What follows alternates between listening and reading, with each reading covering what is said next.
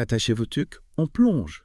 On explore le monde complètement fou de Rince Crème. Ah oui, Rince Crème. Ce podcast québécois-là, Ouais, c'est comme une tornade d'absurdité avec Sébastien Dubé, Vincent Léonard puis Marc-André. tout à fait. Ou comme il préfère se faire appeler le barbu, les palettes, et puis Le poignet cassé. le poney cassé qui manque un doigt. On va essayer de trouver la sagesse cachée derrière leur folie. J'aime ça. Prêt pour un voyage philosophique spécial. Ah oui. C'est fascinant de voir comment en dessous de toutes ces blagues un peu folles et ces digressions improbables, Ouais. se cache une vraie profondeur. Mhm. On pourrait penser qu'ils font juste niaiser, mais quand on creuse un peu, on trouve des réflexions vraiment intéressantes sur la vie, l'univers et tout le reste. En parlant de niaiser, tu te souviens du sketch Simsex? C'est tellement absurde, cette version hyper sexualisée des Simpsons. On dirait qu'ils se moquent de la tendance à tout sexualiser dans l'animation pour adultes. Ah oui, c'est clair. C'est de la fatire, ils poussent le concept à l'extrême, puis ça nous force à réfléchir à cette sexualisation. Yeah. Est-ce que c'est vraiment nécessaire? Yeah. Est-ce qu'on exagère? C'est une question subtile mais efficace. Et que dire de leur fameux toc toc toc? C'est simple, répétitif, presque désespéré. Ouais. Mais est-ce que c'est pas là tout le génie? Les toc toc toc. Comme s'ils cherchaient un sens à la vie dans une blague absurde. Ils répètent la même chose encore et encore, sans jamais vraiment arriver à une chute satisfaisante. Yeah. C'est une métaphore de notre quête de sens dans un monde chaotique. On dirait qu'ils nous disent on cherche, mais on trouve pas de réponse et c'est correct. Exactement. L'absurde devient une façon d'accepter l'incertitude, Mhm. l'inconnu.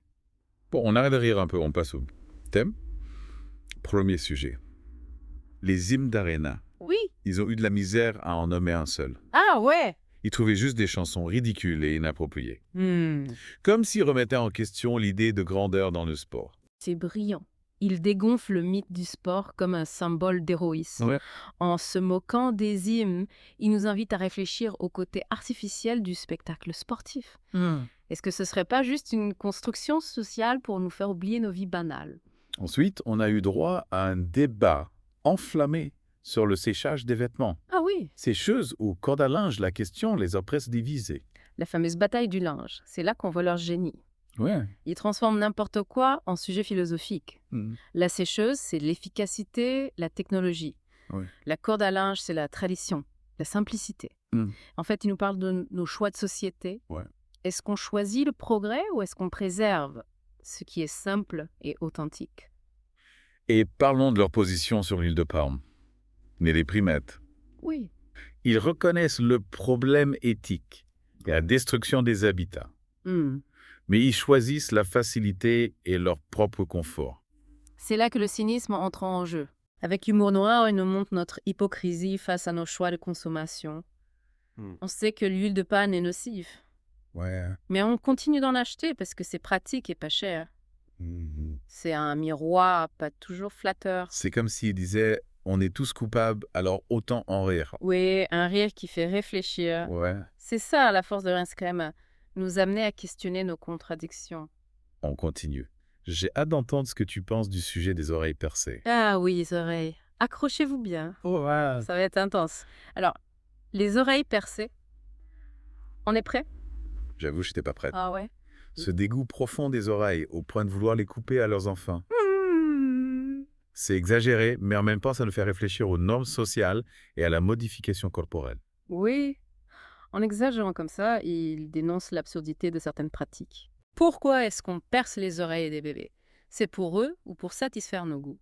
C'est une critique subtile de la pression sociale sur les parents, sur l'individu en général. On a aussi eu ce grand moment de philosophie avec « Qu'est-ce que tu sauverais d'un incendie ?» Ah oui. Leurs réponses plus farfelues les unes que les autres révèlent leurs priorités, parfois drôles, parfois touchantes. La grande question. Là, on voit qu'ils utilisent l'humour pour aborder des sujets sérieux. Ouais. On dirait qu'ils niaisent, mais ils nous font réfléchir à nos valeurs. Hmm. Qu'est-ce qui compte vraiment? Qu'est-ce qu'on laisse brûler? Et moins qu'ils pensaient qu'on allait juste parler de niaiserie. Finalement, rien de très masse. C'est comme un cours de philo déguisé en humour. Exactement. Ils partent de trucs banals du quotidien, Ouais. des questions absurdes, et ils arrivent à des réflexions universelles sur la condition humaine. Mm. C'est brillant. Et si on parlait de leur analyse de François Bellefeuille, c'était intéressant de les entendre parler de son évolution. Oui, un bon exemple de leur capacité à observer le monde du spectacle. Mm. Leur théorie Comme quoi Bellefeuille a mis du temps à percer parce qu'il hésitait à se montrer vulnérable sur scène. Ouais, c'est du génie. Et quand ils expliquent que son déclic, c'est quand il a assumé son personnage de crieur. C'est comme s'il nous disait « Soyez vous-même, assumez vos défauts, c'est ça votre force. » Exactement. Un message d'espoir pour les artistes, Ouais. mais aussi pour tout le monde. Rince Crème, c'est plus que de l'humour, c'est une ode à l'authenticité. Et leur anecdote sur ce groupe d'humoristes féminines qui ont eu du succès trop vite. Une critique du star system. Oui, il dénonce la pression médiatique, Ouais. un appel à la prudence, à la réflexion, à la sagesse dans ce monde qui va trop vite. Et leur honnêteté sur les difficultés financières des humoristes. C'est rare d'entendre ça. Oui, c'est toujours. Ils jonglent entre leurs rêves artistiques et la réalité. Ouais. Ils ne cachent rien de leurs difficultés, de leurs doutes. Ça les rend authentiques humains. Et quand ils comparent le calcul de la longévité d'une carrière à la très dénimée La Poule, Ah oui. c'est à mourir de rire. Tellement absurde, mais tellement vrai. Ouais. Ils montrent l'absurdité du show business, où le succès, c'est juste des contrats et de la télé. On sent qu'ils ont du recul, qu'ils ne se prennent pas au sérieux. Oui. C'est rafraîchissant. Ils rient d'eux-mêmes, de leurs ambitions, de leurs échecs. Une leçon d'humilité pour tous ceux qui veulent réussir dans ce milieu. Et leur réaction à chanteur masqué, tellement décalé. Chanteur masqué. Ouais. Un exemple parfait de leur capacité à déconstruire les phénomènes de société. Ouais. Leur incompréhension face à ce concept, leur incapacité à comprendre l'engouement du public. Hilarant. C'est comme s'ils disaient « on comprend pas, mais on accepte et on en rit Exactement. Ils ne jugent pas. Ils observent, ils analysent. Ouais. Et ils arrivent à des conclusions absurdes ou profondes. C'est ça le génie de Rince Crème. On termine avec leur anecdote sur le parc d'attractions du Grand Rince Crème. Ah oui, le parc d'attractions, cette histoire qui part en vrai, c'est tellement eux. Ils prennent un souvenir banal, ils en font une réflexion sur la désillusion, la perte de l'innocence, le passage à l'âge adulte. C'est brillant. On rit au début, puis on se rend compte qu'ils parlent de quelque chose de plus profond. Ouais, c'est la force de leur humour, ça nous touche à plusieurs niveaux. Exactement. Ils nous font rire et réfléchir en même temps. C'est pas facile à faire, mais ils le font super bien. Au final, c'est ce qui rend Rince Crème si unique. Ils sont drôles, intelligents, sensibles, et ils ne se prennent pas au sérieux. Une bouffée d'air frais dans le monde du podcast. Ils nous montrent qu'on peut parler de choses importantes sans se prendre la tête, sans se croire supérieur. Ils nous invitent à réfléchir, à douter, à rire de nous-mêmes et à garder notre capacité d'émerveillement. Ouais. Un beau message. Absolument.